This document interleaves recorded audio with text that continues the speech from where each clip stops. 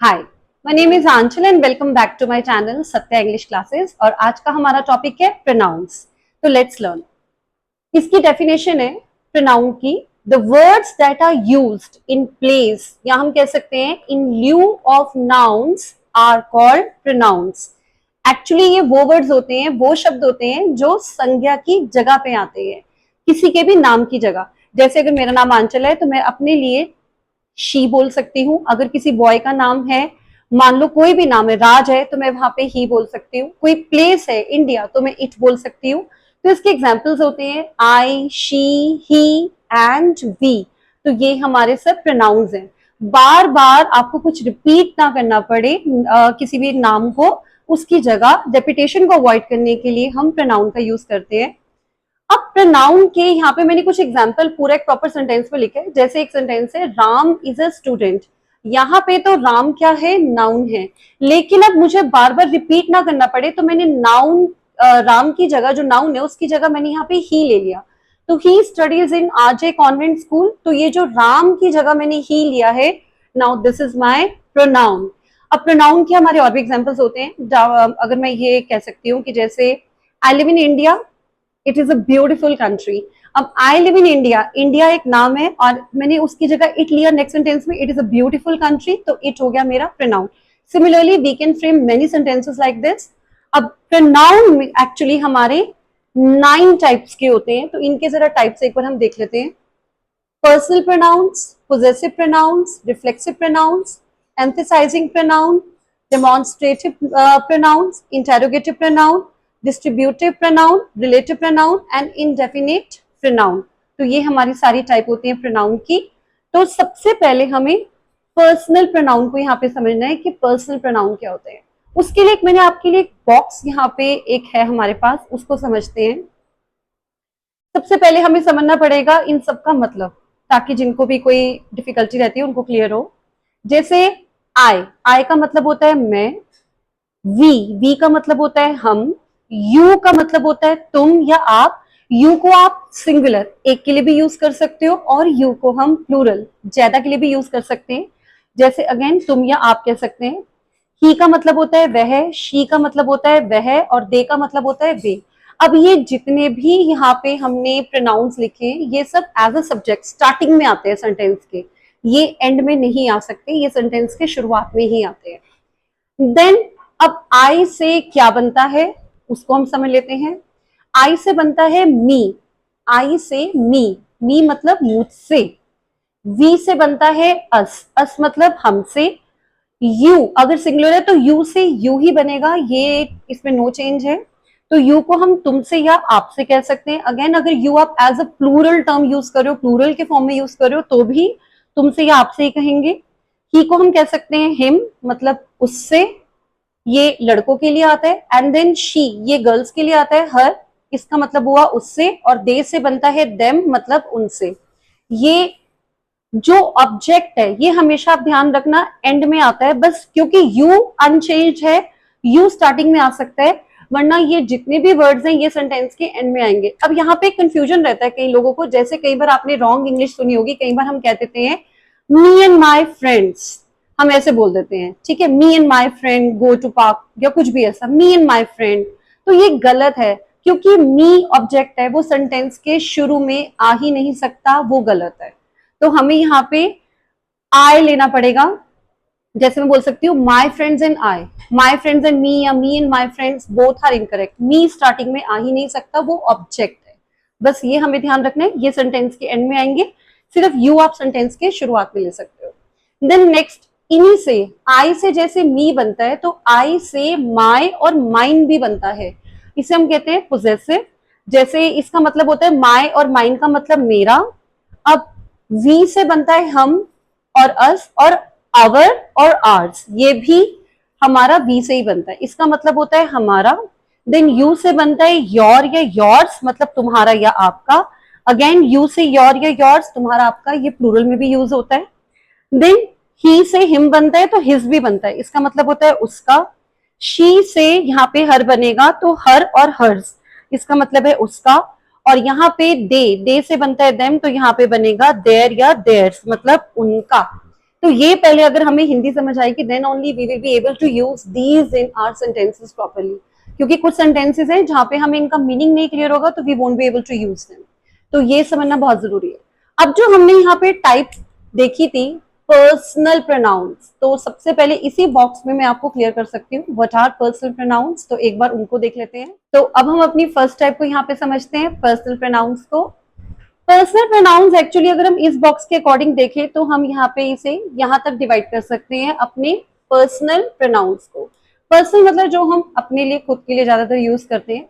जैसे अब कोई भी सेंटेंस जिसमें आई आ रहा है, जैसे मैं कह सकती हूँ कि I am a student, I am a trainer, तो आई क्या है यहाँ पे पर्सनल प्रोनाउन। इससे पहले मतलब मैं अपने बारे में कुछ कह चुकी हूँ, सेकंड सेंटेंस में आई आया होगा। देन कोई भी सेंटेंस अगर हम वी से शुरू करते हैं, जैसे वी आर इंडियंस, तो ये वी क्या है पर्सनल प्रोनाउन है यहाँ पे हमारा। सिमिलरली अगर मैं यहाँ पे इनकी बात करूं मी की, जैसे मैं कह सकती हूँ ही केम टू मीट मी, वह मुझसे मिलने आया, ही केम टू मीट मी। अगर सपोज मैं ये सेंटेंस यहाँ पे लिखती हूँ ही केम टू मीट मी, तो ये जो मी है ये मेरा पर्सनल प्रोनाउन है। मैं इसको ऐसे भी बोल सकती हूँ ही केम टू मीट अस, वह हमसे मिलने आया, ठीक है। ही केम टू मीट यू, वह तुमसे मिलने आया या आपसे मिलने आया अगर ज्यादा है। इसी तरह से जितने भी सेंटेंसेस में हमारा ये आ रहा है, इनमें से कुछ भी आ रहा है, तो वो हमारे पर्सनल प्रोनाउन के एग्जाम्पल हो जाते हैं। I hope this is clear. तो ये सारे हमारे पर्सनल प्रोनाउंस है। Then next come possessive pronoun. Possessive, अब पोजेसिव का मतलब क्या होता है? Possessive means the things that we own. Again जब कोई चीज हमारी अपनी होती है हम उसके लिए पोजेसिव का यूज करते हैं। फॉर एग्जाम्पल अब जैसे ये है माई और माइन, आवर और आर्स, ये अगर हम कहते हैं तो ये हमारे क्या है पोजेसिव प्रोनाउंस। अब जैसे मैं कहती हूँ कि ये मार्कर मेरा है, दिस इज माई मार्कर, तो ये मैं पोजेस कर रही हूँ, तो माई क्या हो गया पोजेसिव। मैं इसको ऐसे भी कह सकती हूँ दिस मार्कर इज माइन, मैं इसे ऐसे भी कह सकती हूँ this marker is mine.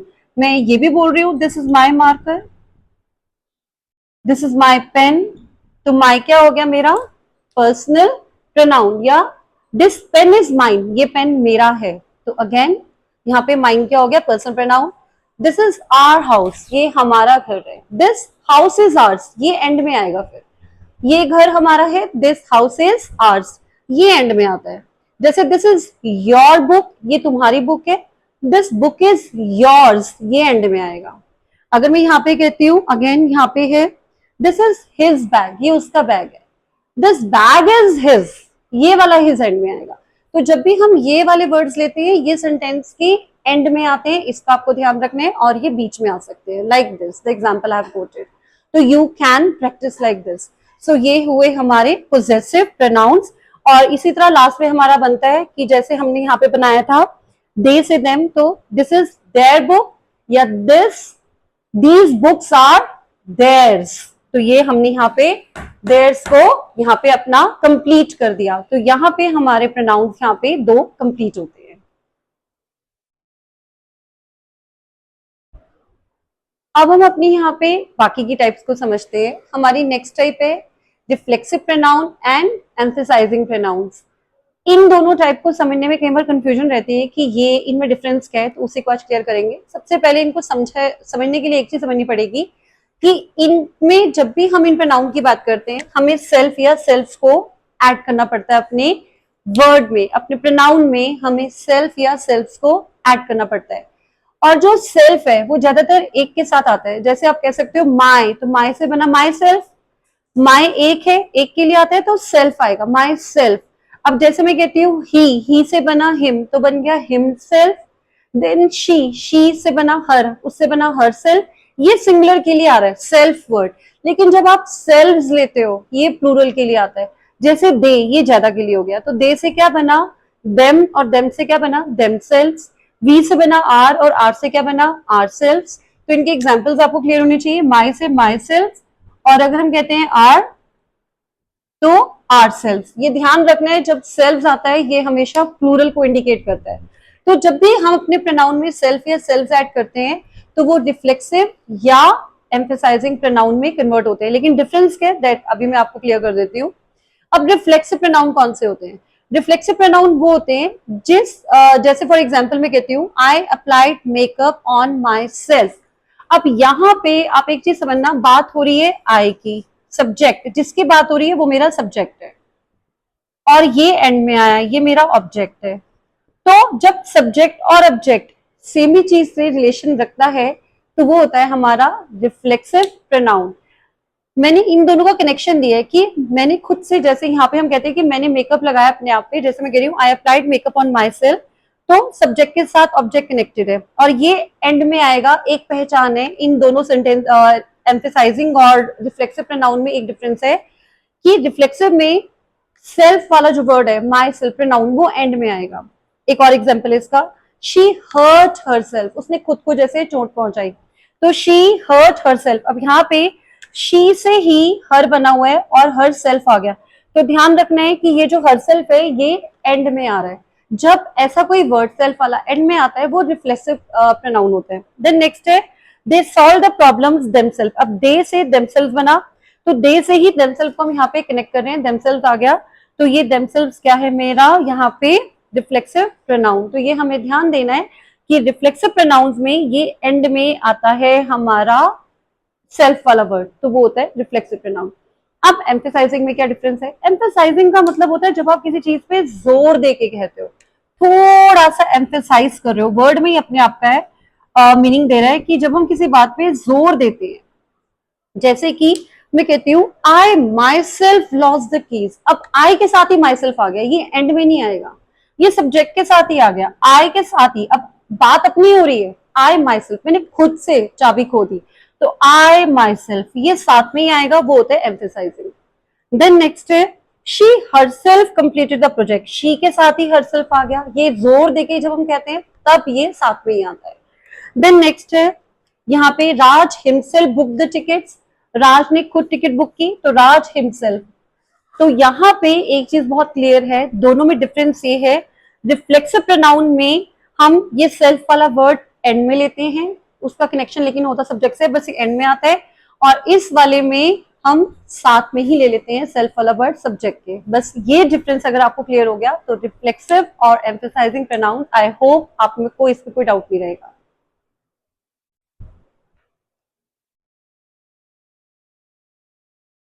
Now we will cover rest of the types, demonstrative and interrogative. So let's learn. अब जो हमारी डेमोन्स्ट्रेटिव टाइप होती है, डेमोन्स्ट्रेटिव प्रोनाउंस होते हैं, बहुत सिंपल है, इनमें दिस दैट दीज दोस का हम यूज करते हैं। तो कैसे करते हैं वो एक बार हम समझ लेते हैं। दिस और दैट ये होता है सिंगुलर, किसी एक चीज के लिए आता है, नजदीक की चीज के लिए दिस आता है, दूर के लिए डेट आता है। और दीज और दोज होते हैं प्लूरल, दिस से दीज को हमने फॉर्म करा है, दोनों नजदीक के लिए, लेकिन दिस सिंगुलर है और दीज प्लूरल है। दैट दूर के लिए होता है और दैट से बना दोस, दोस प्लूरल है लेकिन दैट सिंगुलर है, तो ध्यान रखना है दिस दैट सिंगुलर है और दीज और दोस प्लूरल है, तो इसका हमें ध्यान रखना है। और ये हमारे डेमोन्स्ट्रेटिव प्रोनाउंस होते हैं। सेंटेंस कैसे बनेंगे वो क्लियर होने चाहिए। जैसे मैं कहती हूँ this is an interesting story, अब मैंने यहाँ पे दिस से सेंटेंस को स्टार्ट करा कि यह एक इंटरेस्टिंग स्टोरी है और यहाँ पे फुल स्टॉप आ गया। अब मैं यहाँ पे कहती हूँ दैट इज माई कार, वो मेरी कार है, that is my car. Then यहाँ पे नेक्स्ट सेंटेंस है दीज आर माई बुक्स, ये मेरी किताबें हैं। नेक्स्ट सेंटेंस है दोज आर योर बुक्स, वो तुम्हारी किताबें हैं। अब लेकिन यहाँ पे कई बार ना गलती हो जाती है, वो हमें समझना जरूरी है। ये सेंटेंस हमारा इनकरेक्ट है अगर हम दिस दैट दीज दोज के साथ नाउन ले लेते हैं, कोई भी नाउन ले लेते हैं, नाम किसी चीज का। मैंने आपको नाउन बता रखा है, जैसे कोई भी ऑब्जेक्ट का नाम, कार, बुक, कोई भी ऐसी चीज या किसी का भी नाम आ जाता है तो वो इनकरेक्ट हो जाएगा, वो दिस दैट दीज दोज के तुरंत बाद नहीं आना चाहिए। For example this house is mine, मैंने दिस के साथ ही नाउन ले लिया, नाउ दिस इज इनकरेक्ट। तो ध्यान रखना है दिस के साथ हमें इज, दैट के साथ भी इज ये आना चाहिए, नाउन नहीं आना चाहिए। और दीज और दोज प्लूरल है तो इनके साथ आर आएगा, ये ध्यान रखना है। तो इनके साथ आप तुरंत बाद नाउन नहीं ले सकते, बस यही एक चीज आपको दिमाग में अपने रखनी है, क्योंकि ये इसलिए इनकरेक्ट है क्योंकि ये यहाँ पे एडजेक्टिव का रोल प्ले कर रहा है, तो हमें प्रोनाउन हम यहाँ पे पढ़ रहे हैं ना कि एडजेक्टिव, तो इसलिए हमें ये इसी तरह से बोलने पड़ेंगे। नाउ नेक्स्ट इज हमारा है इंट्रोगेटिव। इंट्रोगेटिव होते हैं प्रश्नवाचक बेसिकली। जब भी हम कोई क्वेश्चन यहाँ पे बोलते हैं तो वो इंट्रोगेटिव होता है। अब ये WH फैमिली यहाँ पे आ जाती है, हु, विच, व्हाट, हुज, हुम। हु मतलब कौन, विच मतलब कौन सा या कौन सी, व्हाट मतलब क्या, हुज मतलब किसका, हुम मतलब किससे। तो ये सब WH फैमिली जब भी आती है तो ये हमारे इंट्रोगेटिव प्रोनाउंस होते हैं। इसमें हमेशा क्वेश्चन मार्क जरूर आएगा, ये इसकी एक पहचान है। जैसे मैं कहती हूँ what do you want, what do you like to eat, what kind of songs do you like to listen to. तो ये हमारे सारे क्वेश्चन फ्रेम हो रहे हैं व्हाट से। तो यहाँ पे क्वेश्चन मार्क भी आ रहा है और व्हाट से क्वेश्चन फ्रेम हो रहा है। तो this is now interrogative pronoun. Then who called you, आपको किसने बुलाया। Now again this is an interrogative pronoun. Whose are these pens, ये पेन किसके हैं। The next is who brought the mangoes, mangoes कौन लाया। तो ये सारे हमारे क्या हैं, इंट्रोगेटिव प्रोनाउंस। अब इसमें भी एक चीज हमें ध्यान रखनी है, इनकरेक्ट ना हो। जैसे हमने यहाँ पे दिस दैट दीज दोस के बाद नाउन नहीं लेना, सिमिलरली यहाँ पर भी जब भी हम ये WH फैमिली कुछ भी ऐसा ले रहे हैं, व्हाट, हु, हुज या हु, उसके तुरंत बाद हमें नाउन नहीं लेना, ध्यान रखना है ये। मैं ये नहीं कह सकती हुज पेन्स आर दिस, ये अगेन एडजेक्टिव का रोल प्ले कर रहे हैं, विशेषण बन रहा है ये हमें नहीं बनाना। ये इनकरेक्ट है, ये इनकरेक्ट है, बस इतना ध्यान रखना है and then your sentences will be all correct. I hope the difference is clear to you.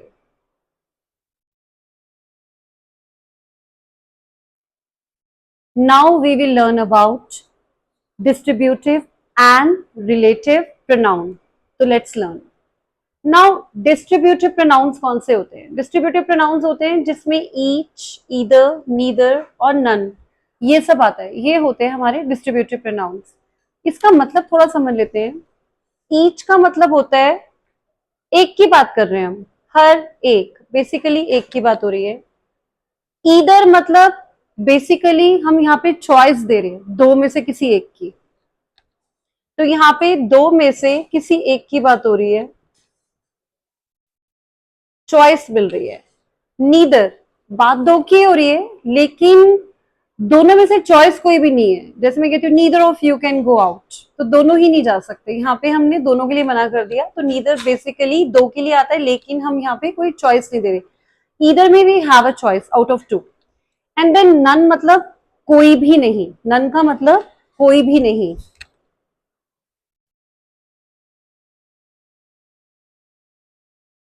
Okay अब एक चीज समझनी पड़ेगी, जैसे हमारा ये सेंटेंस है ईच ऑफ द बॉयज मतलब हर एक लड़का, यहाँ पे एक एक लड़के की बात हो रही है तो एक लड़के की बात हो रही है। Each of the boys won a prize मतलब जितने भी लड़के थे हर एक लड़के ने प्राइज को जीता। तो ये जो ईच हमारे सेंटेंस में आ रहा है, अगर इस टाइप का कोई भी सेंटेंस फ्रेम होता है then that is distributive pronouns.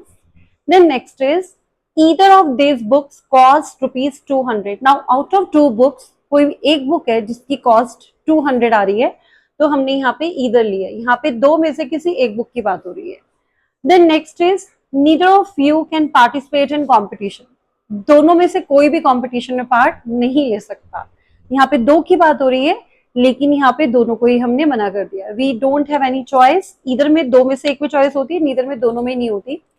Then none, अब यहाँ पे हम बिल्कुल ही मना कर रहे हैं, किसी की भी बात नहीं हो रही, हम कह रहे हैं नन कैन एस्केप डेथ, कोई भी मौत से बच नहीं सकता, मृत्यु तो अटल है, वो तो आनी आनी है। तो नन कैन एस्केप डेथ, तो कोई भी नहीं, यहाँ पे ये हो जाएगा। तो ये जो वर्ड होते हैं ना एन से, नीदर, नन, नॉर, ये हमेशा नॉट के लिए ज्यादातर हम यूज करते हैं। देन नेक्स्ट आता है रिलेटिव प्रोनाउंस। अब ये कौन से होते हैं, एक चीज समझने वाली है, ये दोबारा से WH आ रहा है हु और विच, लेकिन वो क्वेश्चन के लिए था, ये सेंटेंस को ज्वाइन करने के लिए आएगा सेंटेंस के बीच में, इसका हमें ध्यान रखना है। जैसे है हु, विच, दैट एंड हुम। अब ये ध्यान रखना है कि रिलेटिव प्रोनाउंस और इंट्रोगेटिव में क्या डिफरेंस है, इसमें ये बीच में आएंगे और कोई क्वेश्चन नहीं पुट कर रहे हो। इंट्रोगेटिव में क्वेश्चन पुट होता है, इसमें कोई प्रश्न नहीं आएगा। For example I know the girl who won the first prize, इसका मतलब है मैं उस लड़की को जानती हूँ जिसपे पहला प्राइज मिला। अब कई बार ये कंफ्यूजन होती है कि हु कब आता है और विच कब आता है। हु जब भी आता है ना, ये लोगों के लिए आएगा, पीपल के लिए।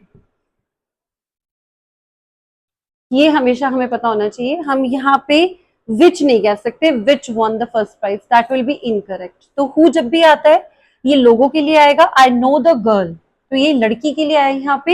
Who won the first prize, ये बीच में आया है सेंटेंस के, दो सेंटेंसेस को जोड़ रहा है।